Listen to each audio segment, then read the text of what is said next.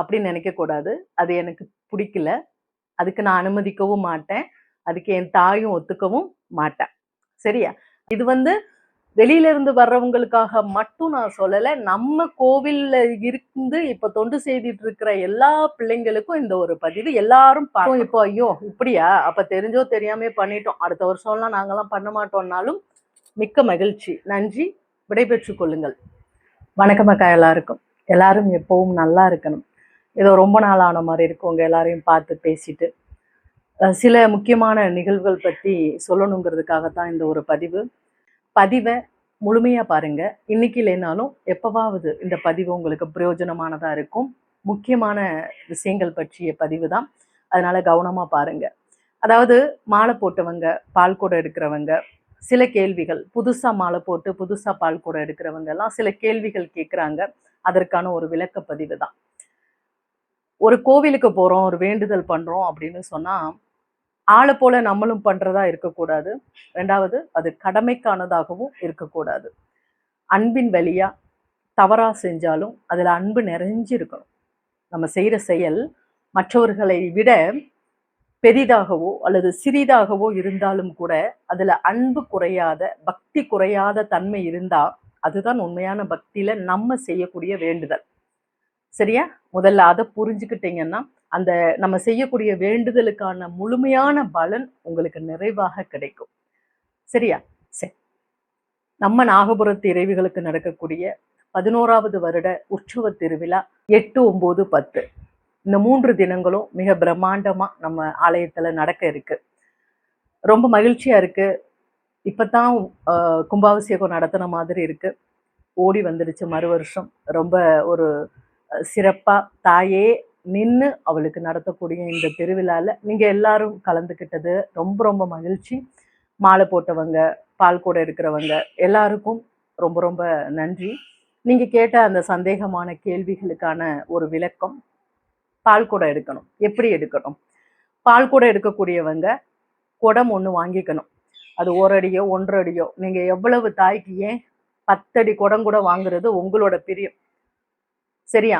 எல்லாமே கோவில்லே கிடைக்கணும் அப்படின்னு நினைக்கிறது மிக மிக தவறு. அதை இந்த நேரத்துல சொல்லிக்கிறேன்.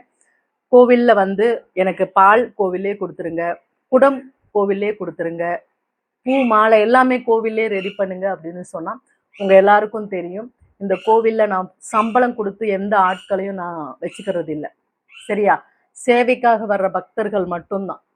யார் மேலையும் யாரும் எந்த ஒரு தன்னோட பக்தியில தன்னோட வேண்டுதல் பண்றத ஒருத்தர் மேல சுமத்தணும்னு நினைக்கிறது மிக மிக தவறு.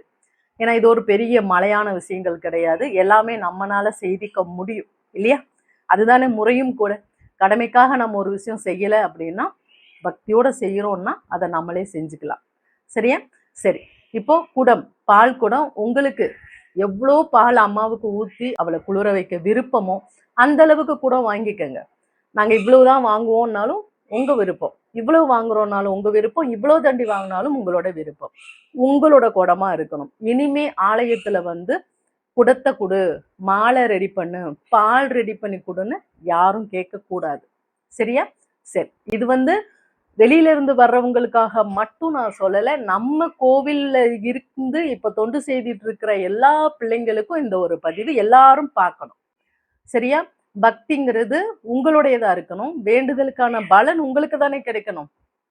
அதை ஆலயத்திலே விட்டுட்டு போகணுமா? இல்ல இல்ல, உங்க கூட வரணுமா இல்லையா? அப்போ எல்லாமே நீங்க தான் ஏற்பாடு பண்ணி நீங்க தான் செய்துக்கறணும். சரியா? அப்படி இருக்கிறவங்க மட்டும் இப்போ ஐயோ இப்படியா? அப்ப தெரிஞ்சோ தெரியாமயோ பண்ணிட்டோம். அடுத்த வருஷம்லாம் நாங்கெல்லாம் பண்ண மாட்டோம்னாலும் மிக்க மகிழ்ச்சி. நன்றி. விடைபெற்றுக் கொள்ளுங்கள். சரியா? சரி. அதனால நான் எப்படி பண்ணணுங்கிற விளக்கத்தை மட்டும் நான் சொல்லிடுறேன். பால் குடம் உங்களுடைய பிரியம். பால் அதற்கு தகுந்து நிரம்ப பால் எடுக்கணும். அந்த குடம் தாயாக நினைச்சு அதுக்கு மாலையோ இல்லை மல்லிகைப்பூ அந்த ரவுண்டுக்கு மட்டும் அந்த குடத்தோட நுனிக்கு மட்டும் மல்லிகைப்பூவோ இல்லை கதம்பமோ உங்களுடைய பிரியம், உங்களுடைய பக்தி அதை செலுத்தி தாய்க்கு வந்து பால் குடம் எடுத்துட்டு வரணும். மாலை போட்டவங்க என்ன பண்ணணும்? இருமுடி எப்படி கட்டணும்? இருமுடி பச்சை கலர் துண்டு எடுக்கணும். அந்த துண்டும் வந்து கோவில்ல கொடுங்க அப்படின்னு கேட்காதீங்க.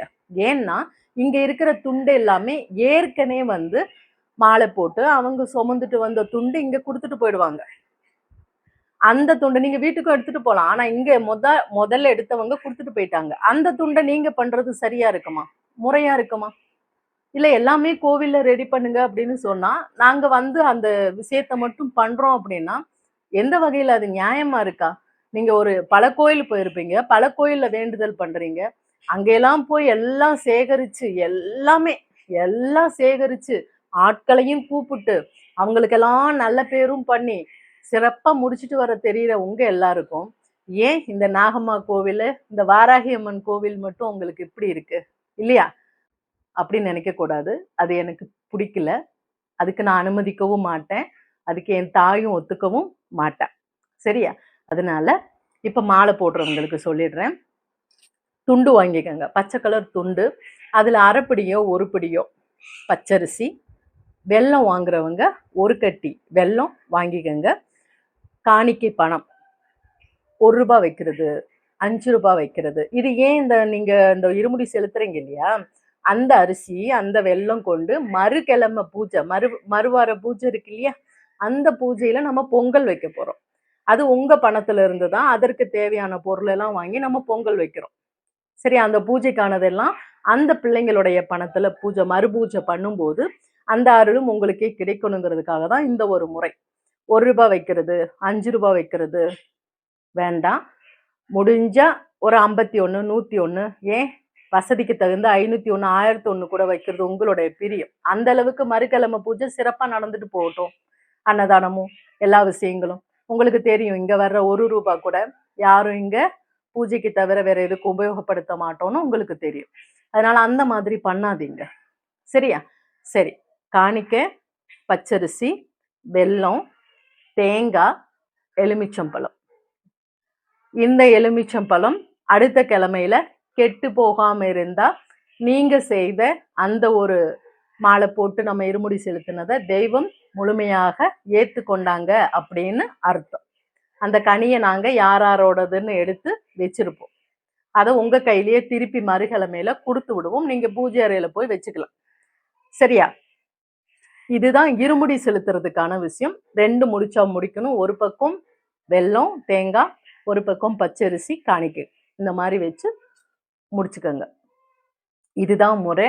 ஆக இந்த முறையில தான் பால் கூட எடுக்கிறவங்களும் மாலை போட்டு வர்றவங்களும் வரணும். சரியா?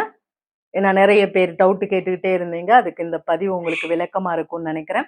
எல்லாரும் அம்மாவினுடைய இந்த மாபெரும் அற்புதமான ஒரு உற்சவ திருவிழாவில் சுயம்பு நாகம்மாவும் சுயம்பு நாகலட்சுமி வாராகி தாயும் வீற்றிருந்து அருள்பாலிக்கக்கூடிய இந்த நாகபுரத்துல நடக்கக்கூடிய இந்த மாபெரும் திருவிழாவில் நீங்க எல்லாரும் கலந்துக்கிட்டு அம்மாவங்களினுடைய பேரருளை நிறைந்து பெற்று நிறைந்த அருளாசியோடு நீடித்த ஆயுளோடு நிறைவான செல்வங்களோடு வாழணும் அப்படிங்கிற அருளாசியோடு விடை பெற்றுக்கிறேன். நன்றி, வணக்கம்.